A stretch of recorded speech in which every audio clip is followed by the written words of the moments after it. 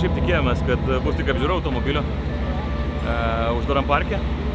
Bet detaliai apžiūrint, pamatėm, kad yra linkusi svirtis apatinė.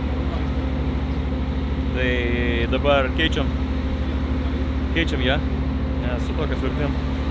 Dar vieną dieną su 460 km greičio ruožu tikrai būtų nesveika daryti. Tai va, tai mes ją turėjome automobilį. Mano YouTube kanale yra aprašymas, ką mes vežame su Hiluxe. Tai galite pasižiūrėti. Tai va, keičiam ir labai norim mėgti.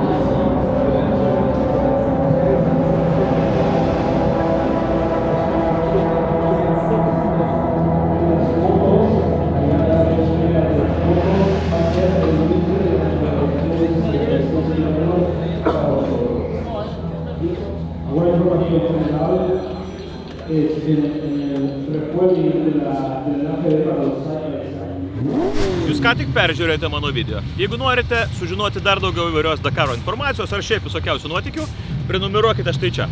Ačiū, kad žiūrėjote.